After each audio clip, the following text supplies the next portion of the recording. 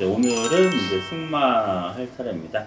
닭의 뼈를 부러뜨린 것 같다. 모양새는 꼭 그렇지는 않은데 이렇게 닭의 다리뼈를 이렇게 부러뜨린 그런 모양새와 같다. 일단 성은 차갑습니다. 시호하고 승마 때문에 이제 그런 얘기가 많이 나오죠. 사실은 보중익기탕 자체가 핸들링 하기가 되게 어려운 그런 약이에요. 보중익기탕으로 해서 원방으로 사용을 하게 되면은 이제 부작용이 굉장히 많이 나타납니다. 책들을 이렇게 쭉 보잖아요. 의학 입문서부터 시작해가지고 동의보감, 만병해충 막 이런, 저는 그 용약편이라 그래가지고 제가 지금 작업을 하고 있는 게 상한론, 의학입문, 만병해충, 방향학편, 동의보감, 경학전서, 요즘 하고 있는 뭐 동의세임상 처방주, 그런 모든 처방들을 다 한 권에다 다 몰아놓고 있어요. 그렇게 되면은 처방에 이렇게 변천사가 보이거든요. 옛날에는 뭐 이것을 예를 들어 사군자탕이 1.25로 해서 구성이 돼 있었던 게 오래된 거가 아니에요. 그러니까 옛날에는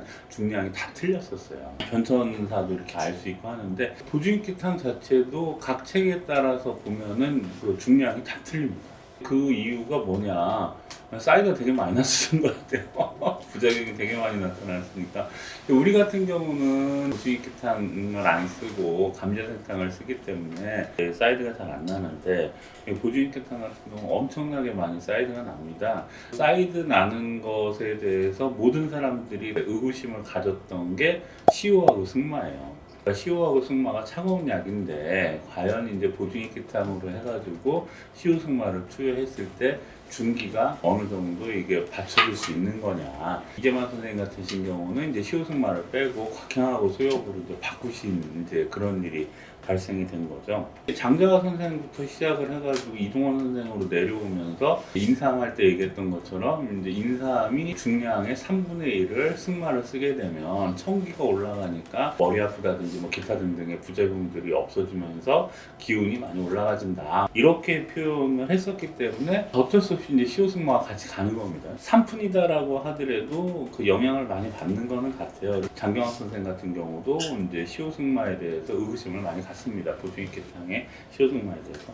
근데 이제 뭐 감자생탕으로 바꿔놓으면 변비 있는 사람만 빼놓고는 뭐 크게 문제는 없어요. 변비 있는 사람들만 이제 사용을 하면 안 되고, 변비만 없다라고 하면은 이제 사용을 하게 되면 굉장히 좋습니다. 시호승마를 병 주세한다라는 것을, 근데 도대체 진짜 학교에서 뭘 가르치는 건지 병주세를 모르시는 원장님들이 시호하고 승마를 같이 주세를 하라는 뜻이에요. 시호 따로 주세하고 그 승마 따로 주세하고가 아니라 시호하고 승마를 같이 넣고서는 술을 뿌려라. 주침 같은 경우는 댕거 놓으란 얘기입니다. 잠궈 놓으라는 뜻인데, 주세는 요즘 이제 분무기 있잖아요. 이상한 거 넣지 마세요. 그냥 소주 하세요. 소주가 제일 나. 술은 절대 안 상합니다. 소주 한 병 사가지고 후루룩 분 다음에 조금 불편하다라고 하면 냉장고에다 넣어놔도 되고, 술이 신 거는 막걸리 빼놓고 못 봤어요. 소주는 절대 안 씁니다. 칙칙칙칙칙 뿌려가지고 젖을 정도로만 해주시면은 그게 주세가 되는 거예요. 그런 다음에 이렇게 빼가지고 약에다 이렇게 딱 넣어주시면 됩니다. 그래서 시호하고 승마는 세트로 해가지고 같이 주세를 하는 것이 좋습니다. 성이 한해가지고 위를 맑게 해주는 것에 능하다, 해독을 시킨다라고 얘기를 하는데, 이 해독의 가장 큰 포인트는 이제 위장에서 발생되는 열독을 풀어준다. 서각 승마로 해가지고서는 위장에서 발생되는 열독 내지는 이제 그런 잡스러운 독들, 그런 것들을 청하게 한다. 이름이 승이다라고 했기 때문에 승거를 시켜주죠. 아울러서 아동을 치료한다라고 했는데, 이제 어금니 부분인데 이빨이 이제 위하고 이제 아래가 있잖아요. 사람은 말을 할 때는 아래턱이 이렇게 움직여서 하는 거예요. 외울 때 이제 위에가 안 움직이기 때문에 얘가 이제 조경명이경, 밑에가 이제 수양명, 대장경, 이렇게 해서 이제 주관을 하고, 양명경에 열을 끄다 보니까 이제 승마를 가지고서는 치통을 치료한다라고 얘기를 했는데, 승마는 이제 염증이 있을 때는 이제 승마가 들어가서 염증을 꺼내주니까 이제 통증을 가라앉혀 주는데, 이거 하나로 되면 얼마나 좋습니까? 진짜로 염증이 심해서 냄새가 많이 난다 라고 하면 석고기 아니라 이번엔 진짜 석고 석고라는 약재를 이제 사용을 해야 되겠죠. 석고. 이빨이라고 하는 것이 어디에? 소켓에 들어가 있는 거잖아요. 그래서 소켓을 주관을 하는 것은 족소음 신경이 이제 소켓을 주관을 합니다. 족소음 신경의 허열 아니면은 이제 염증 뭐 이런 것을 끌려고 하면은 현삼이라는 약재가 또 들어가야 돼요. 그래서 만약에 이제 열을 끄는 쪽으로 해서 그 약재 구성을 해야 되겠다라고 하면은 그 승마만 사용을 하면 안 되고 양면경에 열을 끌 수 있는 석고라는 약재하고 그 다음에 소음경, 족소음 신경에 해당되는 그 현상 이제 이런 식으로 해서 이제 처리를 좀 해주셔야 되고요. 이제 차가워서도 아플 수가 있습니다. 그래서 이제 뭐 치통 같은 거 할 때 숨을 이렇게 들여 마셨을 때 더 아픈 경우가 있고 숨을 내셨을 때 뭐 아픈 경우가 있다. 염증성으로 인해 생겼다라고 하면은 지금 얘기한 것처럼 이제 승마, 석고, 그 다음에 현삼 이렇게 해주고 한냉성으로 생겼다라고 하면 세신 정향을 써요. 세신정향을 쓰는데 의외로 염증이 있었을 때도 세신정향을 쓰는 것도 괜찮습니다. 5가지 약재로 해서 대부분의 치통은 해결을 합니다. 승마, 석고, 그 다음에 현삼, 세신, 그 다음에 정향 이제 이렇게 해서 처리를 하는데 세신정향 같은 경우도 보면 너무 자극적이거든요. 너무 이제 아릴 정도로 자극적이기 때문에 약간 치신경을 죽이는 것 같습니다. 그런 쪽으로 머리를 쓰시거든요. 콩팥이 이빨을 주관을 하고 그러니까 보신을 해가지고서는 이빨을 치료해야 되겠다 이제 이런 생각을 하시는데 보신을 해가지고 이빨을 치료하려면은요 치통은 한번 알아본 사람들은 아시지만 되게 많이 아파요. 제일 빠르게 움직이는 것이 바로 이제 쌍화탕, 그러니까 비장에서부터 시작을 해서 움직이는 방법이 훨씬 더 좋아요. 그래서 이제 쌍화탕에다 처방을 해줘가지고서는 5가지 이렇게 넣는 걸로 처리를 하고 이천 선생님이 그러잖아요. 신병이 다 있어요. 내 몸에 아픈 것이 많았다. 이빨이 저도 많이 아팠었어가지고 이쪽에 대해서는 잘합니다. 그리고 풍치가 걸리게 되면 이빨이 흔들리는 것도 있지만 잇몸이 부니까 이제 이빨이 흔들리거든요. 잇몸이 이렇게 버 올라가니까 이빨이 흔들리는 건데 이거를 수삽을 해야 돼요. 수삽을 해줘야 되는 것이 바로 오베다하고 전공피입니다. 이렇게 해서 7가지 약재를 그 쌍화탕에다가 유효적절하게 가감을 해서 쓰게 되면 많이 좋아요. 많이 좋습니다.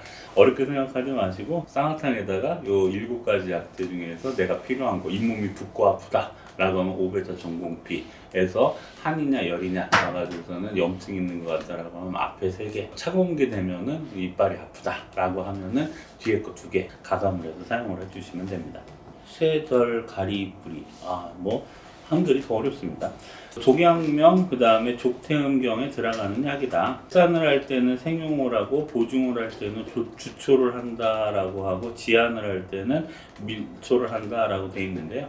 승마 가지고서는 만약에 지안을 하겠다라고 얘기를 하면은 보증익객탕에 대한 개념으로 보셔가지고서는 하는데 그냥 여태까지 보증익객탕 쓰면서 병 주세를 했지 주초한 적이나 아니면 밀초한 적은 별로 없습니다. 그래서 그냥 쓰시면 돼요. 주세로 해서 사용을 해주시면 됩니다. 3기는 이것이 아니면은 능이 인도돼서 상행을 할 수가 없다. 정확하게 이제 보증익객탕의 표현이죠. 보증을 해서 익기를 해서 이제 위로 올려줘야 되는데 이제 처음에 이제 인삼을 탔듯이 인삼이랑 누구랑 승마랑 만나는데 3분의 1의 중량으로 해가지고 그러니까 여기가 1전일 여기는 3푼 이렇게 해가지고서는 사용을 하면 능이 이제 상행으로 한다.